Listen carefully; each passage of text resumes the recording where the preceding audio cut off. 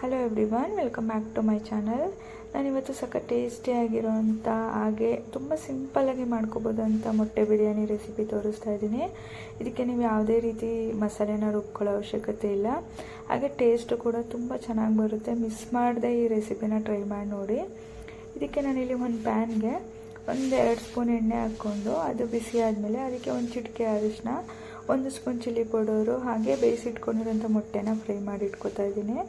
ಈ ರೀತಿ ಮಾಡೋದ್ರಿಂದ ಮೊಟ್ಟೆ ಎಲ್ಲೂ ಉಡಿಯಲ್ಲ, ಹಾಗೆ ಇರುತ್ತೆ. ಈಗ ಕುಕ್ಕರ್ಗೆ 3 ಸ್ಪೂನ್ ಎಣ್ಣೆ ಹಾಕ್ಕೊಂಡು ಅದಕ್ಕೆ ನಾನಿಲ್ಲಿ ಬಿರಿಯಾನಿ ಸ್ಪೈಸಸ್ನೆಲ್ಲ ಹಾಕೋತಾ ಇದ್ದೀನಿ. ಹಾಕ್ಕೊಂಡು ಅದಕ್ಕೆ ಕಟ್ ಮಾಡಿ ಇಟ್ಕೊಂಡಿರೋಂಥ 2 ಈರುಳ್ಳಿ ಹಾಗೆ 2 ಹಸಿಮೆಣ್ಸಿನ್ಕಾಯಿನ ಈ ರೀತಿ ಉದ್ದುದ್ದಕ್ಕೆ ಕಟ್ ಮಾಡಿ ಇಟ್ಕೊಂಡಿದ್ದೆ, ಅದನ್ನು ಕೂಡ ಹಾಕಿ ಚೆನ್ನಾಗಿ ಫ್ರೈ ಮಾಡ್ಕೊತಾ ಇದ್ದೀನಿ. ಅದು ಸ್ವಲ್ಪ ಫ್ರೈ ಆದಮೇಲೆ ಅದಕ್ಕೆ 1 ಸ್ಪೂನ್ ಶುಂಠಿ ಬೆಳ್ಳುಳ್ಳಿ ಪೇಸ್ಟು, ಅದು ಹಸಿ ಸ್ಮೆಲ್ ಆಗೋವರೆಗೂ ಫ್ರೈ ಮಾಡಿಕೊಂಡು ಅದಕ್ಕೆ ಕಟ್ ಮಾಡಿ ಇಟ್ಕೊಂಡಿರೋಂಥ ಪುದೀನ ಸೊಪ್ಪು, ಹಾಗೆ 2 ಟೊಮೊಟೊ ಹಾಕ್ಕೊಂಡು ಈ ರೀತಿ ಫ್ರೈ ಮಾಡ್ಕೊತಾ ಇದ್ದೀನಿ.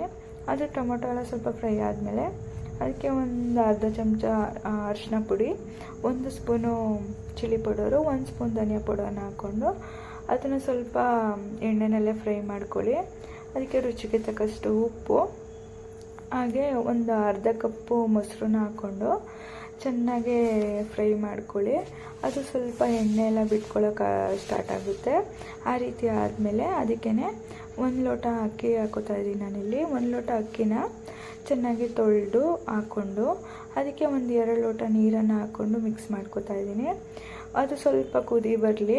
ಕುದಿ ಬಂದಮೇಲೆ ಅದಕ್ಕೇ ಬೇಯಿಸಿಟ್ಕೊಂಡಿರೋಂಥ ಮೊಟ್ಟೆ, ಹಾಗೆಯೇ ಕಸೂರಿ ಮೆಥಿ, ಸ್ವಲ್ಪ ಕಟ್ ಮಾಡಿ ಇಟ್ಕೊಂಡಿರೋಂಥ ಕೊತ್ತಂಬರಿ ಸೊಪ್ಪನ್ನ ಹಾಕ್ಕೊಂಡು ಮಿಕ್ಸ್ ಮಾಡ್ಕೊಳ್ಳಿ. ಇದಕ್ಕೆ ನಾನು ಅರ್ಧ ನಿಂಬೆಹಣ್ಣನ್ನ ಕೂಡ ಹಾಕೋತಾ ಇದ್ದೀನಿ. ಅರ್ಧ ನಿಂಬೆಹಣ್ಣು ರಸನ ಹಾಕ್ಕೊಂಡು ಚೆನ್ನಾಗಿ ಮಿಕ್ಸ್ ಮಾಡಿಕೊಂಡು 2 ವಿಷಿಲ್ಲು ಕುಕ್ಕರ್ ಮುಚ್ಚಿ 2 ವಿಷಿಲ್ ಕೂಗಿಸ್ಕೊಳ್ಳಿ ಅಷ್ಟೇ.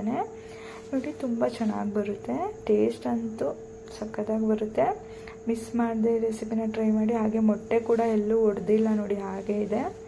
ಹಾಗೆ ಈ ವಿಡಿಯೋ ನಿಮ್ಗೆ ಇಷ್ಟ ಆಗಿದರೆ ಪ್ಲೀಸ್ ಲೈಕ್ ಮಾಡಿ, ಹಾಗೆ ನಿಮ್ಮ ಫ್ಯಾಮಿಲಿ ಫ್ರೆಂಡ್ಸ್ಗೂ ಕೂಡ ಶೇರ್ ಮಾಡಿ. ಹಾಗೆ ಇನ್ನು ಯಾರೆಲ್ಲ ನನ್ನ ಚಾನಲ್ನ ಸಬ್ಸ್ಕ್ರೈಬ್ ಮಾಡ್ಕೊಂಡಿಲ್ಲ, ಪ್ಲೀಸ್ ಸಬ್ಸ್ಕ್ರೈಬ್ ಮಾಡಿಕೊಂಡು ನನ್ನ ವೀಡಿಯೋಸ್ನ ನೋಡಿ. ನೆಕ್ಸ್ಟ್ ವೀಡಿಯೋದಲ್ಲಿ ಸಿಗ್ತೀನಿ. Thank you.